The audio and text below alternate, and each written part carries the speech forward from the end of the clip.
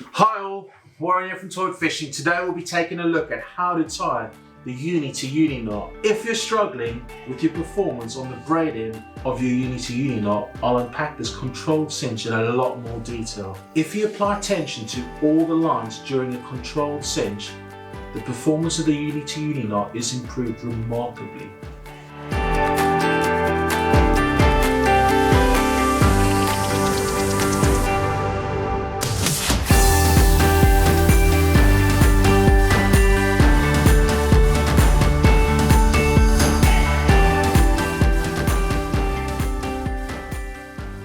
So, line-to-line connections, it's split into two categories, mainly these fixed type knots, like the three we've already looked at, the surgeon's knot, the blood knot and the Albright knot, and it's then divided into slip knots, like this one, the uni to uni knot. Right, knot descriptions and parts to a knot. Tagging, this is the end of the line which you use to create your knot. The standing end, this is the remainder of the line that runs up to the rest of your main line or the next knot. And a cinch, also referred to the tightening of the knot, basically when the knot binds down to its completed state. Right, let's check out the uni to uni knot. Take the tag end of your main line and the tag end of your leader and cross these two lines over each other. I'd aim for 8 to 10 inches of crossover section. Then take your thumb and index finger on your left hand and pinch the two lines together. I normally start with the braid end first. Take the braid end and cross it over, forming a loop, and tuck this line also between your thumb and forefinger on your left hand. It kind of looks like a number 6. Now, at this point, the braid's going to start winding you up, flip-flopping all over the show like your last catch. So, try this technique out. In your other hand, grab the standing end of your leader material with your pinky, put your ring finger through the loop and pull away lightly from your other hand. This leaves your thumb, index finger and middle finger to crack on. Then take the braid end tag and begin to wrap these two upper lines. If you've made your braid tag too long, just increase the loop size by releasing the initial two fingers and increasing the size of the loop. So for braid, you'll need a total of 8 wraps.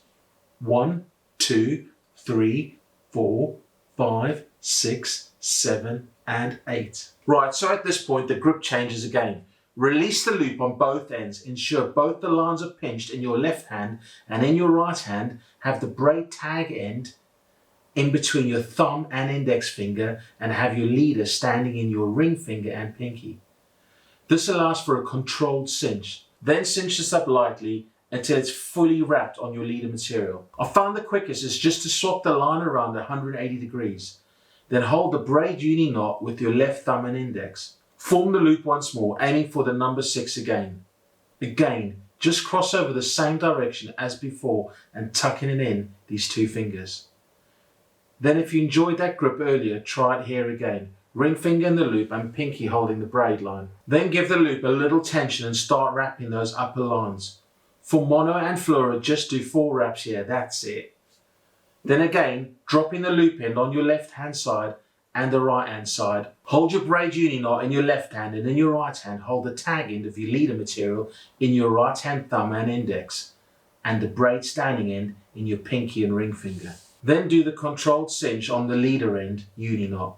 Again, aiming for a fairly compact knot wrapping around the braid. At this point, nudge the 2 knots closer by pulling both the standing ends apart. This needs to be done very slowly. There's a lot of heat generated here if this is done too quickly. Then lubricate the knot. Pull the 2 knots together as much as possible with your hands.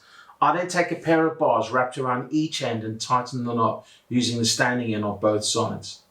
The 2 tag ends can then be pulled either end using a pliers. Right, then check the knot. Make sure the wraps and the overwraps all look uniform and the tags exit out the back of each end. Finally, I'll then snip the tag end on each side, aiming for about 3 millimeters or 1/8 of an inch tag. So that's it, the uni to uni knot. It's quick, it's easy, and people swear by this knot. Just remember, the key is to ensure the knot is cinched almost entirely by just pulling the tag ends. My favorite bit, hints, tips, and observations I found when tying this knot for our world's strongest fishing knot, uni to uni knot. Number one. 8 wraps on braid and 4 wraps on mono or fluoro if cinched correctly.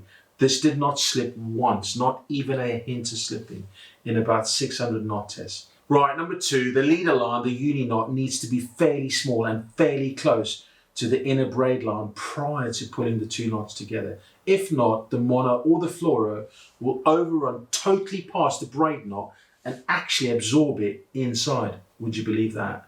Number 3, on the leader end for the mono and especially the stiffer fluoro, make sure the braid exits out the rear. I found it can easily try and creep out the center of the knot, like here. Number 4, remember, braid tightens to color change, and if you don't have bars, at least try and get the back end of the braid knot to color change and the front maybe slightly bulbous and lighter in color, as shown here. Number 5, controlling cinching is probably where this knot gets a habit of performing poorly. The braid must be able to unwind on the left side and overwrap the inner wraps. You should end up with an equal amount of inner to outer wraps on the braid side of things. The controlled cinch also prevents the braid from doing any erratic twists or non-uniform overwraps. If this occurs, the knot will end up being a lot weaker. Number 6, overwrapping on the leader end is slightly different, as the mono or the fluoro will maybe overwrap by a turn or a turn and a half. Number 7, as before with the uni knot tutorial, and this is a must, do not copy or follow those Google images or YouTube videos where you see the outer wrap line run from the back to the front of the knot in almost a linear line. Look, this knot is beyond weak and I can guarantee you'll lose fish here every time. If you're unsure of what I'm talking about, look at our world's strongest fishing knot, the Uni Knot. Click up here for that. And number 8, on mono to mono with the uni to uni knot, just use 4 wraps both ends and lots of saliva. In fact, actually tighten or cinch in your mouth. This knot really does generate a lot of heat when cinching with all the unwinding and the overwrapping. And number 9, finally, slight hint on the performance of the uni to uni knot.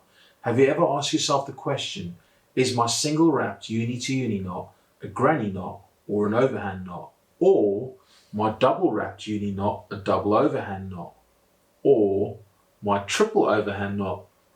Well, you see where I'm going with this. Then ask yourself, how strong is a granny knot?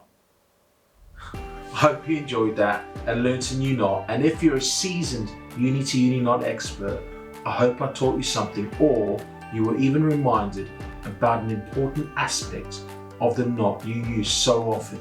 I hope you enjoyed this tutorial and thank you for watching. Your support would be most welcome. Tight lines, and make sure you've got a Toit uni knot before you cast your next lure or bait. Take care guys, see you later, and girls. Cheers man.